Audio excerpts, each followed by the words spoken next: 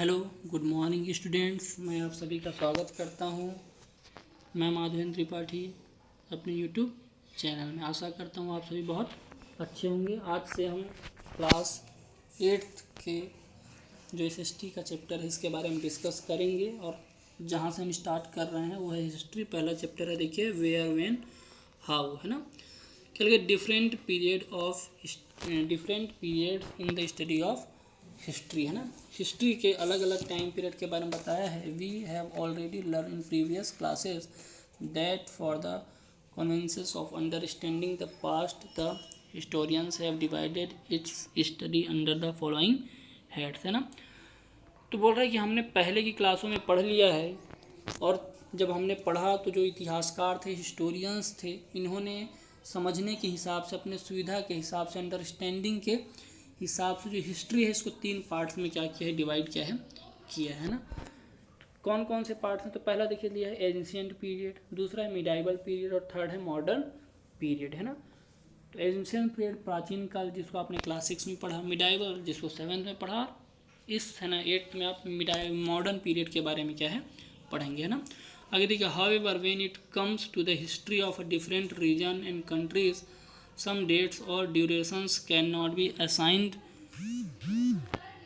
to these periods as different regions show different social, economic and political। तो देखिए, बोल रहा है कि जब हम हिस्ट्री को पढ़ते हैं किसी डिफरेंट रीजन, डिफरेंट कंट्री के बारे में, तो सेम डेट, ड्यूरेशन, जो पीरियड होता है वो डिफरेंट रीजन का अलग अलग होता है, और वहाँ की अलग अलग आपको क्या है, सोशल, इकोनॉमिक और पॉलिटिकल फीचर्स मिलेंगे। सामाजिक, है ना, और राजनैतिक, और, है ना, इकोनॉमिक जो कंडीशंस है वो क्या होती हैं, अलग अलग आपको देखने को मिलती हैं। We have understand that a specific period in the history of particular area और अ कंट्री।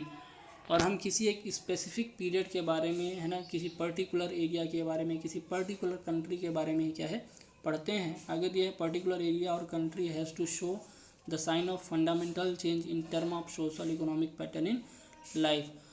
और वहाँ पर, है ना, ये जो पर्टिकुलर एरिया के बारे में जब हम पढ़ेंगे तो वहाँ पर जो चेंज होता है ना, जो सोशली चेंज होता है, इकोनॉमिकली चेंज होता है, उसके बारे में पढ़ते हैं। The only we can use the given classification recording the period, है ना।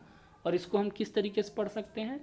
तो जो क्लासिफिकेशन है हिस्टोरी का, टाइम पीरियड का, जैसे मिडाइवल, एंशिएंट और मॉडर्न का, तो उस टाइम पीरियड के हिसाब से हम इसको पढ़ सकते हैं। For example, in Europe certain new features appeared in the 16th century which included notions of love from homeland and a sense of belonging to a strong nations rule by sovereign government, है ना। तो example बता रहा है ना, कि ना Europe certain new features, है ना, यूरोप में एक टाइम पीरियड में एक नया तरीके का, है ना, फीचर्स आया, एक नई क्वालिटी आई 16th century में, जहाँ पर लोग अपने मदरलैंड से, होमलैंड से बहुत प्यार कर रहे थे। साथ में वो एक स्ट्रॉन्ग नेशन बिल्ड करने की बात कर रहे थे, जहाँ पर सॉवरिन गवर्नमेंट हो, जो अपना डिसीजन लेने के लिए क्या हो, फ्री हो। So the historian call this century modern to mark the beginning of change nature of social, economic and political institution in Europe as compare to the feudal system of the medieval time, है ना। तो ये जो change आ रहा था, historian ने इसी change को, है ना, क्या बोल दिया, मॉडर्न पीरियड या मॉडर्न टाइम का बिगिनिंग क्या है, बोला है ना, कि यहाँ पर क्या हो रहा है, मॉडर्न तरीके से, है ना, क्या हो रहा है, नया कल्चर आ रहा है, नया इकोनॉमिक सिस्टम आ रहा है, नया पॉलिटिकल इंस्टीट्यूशन आ रहा है in Europe as compare to the feudal system in medieval time. जो सिस्टम या फेड्यूल सिस्टम जो यूरोप में मिडाइवल पीरियड में चल रहा था उसके कंपैरिजन में। However, in the context of the Indian history, the 16th century still had some medieval values, culture and institution had begun in around the 8th and 19th century in term of economic and politically, है ना।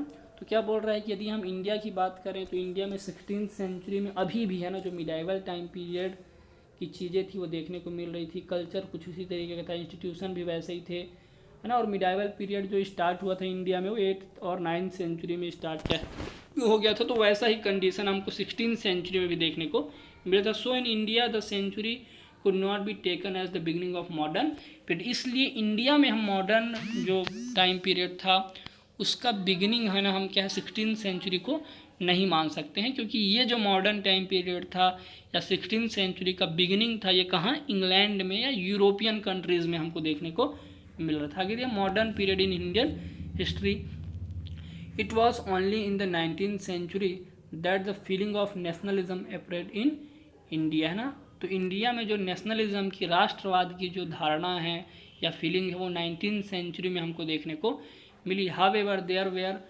Other dramatic change that could be noticed in Indian scenario much before that. और इसके अलावा है ना और भी बहुत सारे है ना नाटकीय तरीके से, ड्रामेटिक तरीके से चेंज क्या है देखने को मिले इंडियन है ना कॉन्टिनेंट में, इंडियन कंट्री में, है ना।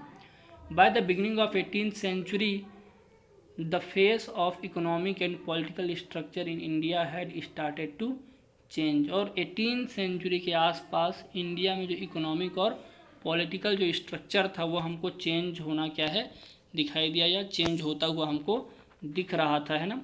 तो ये इंडिया में देखिए 18th सेंचुरी में है ना लिखा, by the beginning of 18th century the face of economic and political structure in India had started to change. तो इंडिया में 18th सेंचुरी में देखने को हमको मिला, यहाँ पर पॉलिटिकली कुछ चेंज हुआ with the establishment of British rule in India by 1765।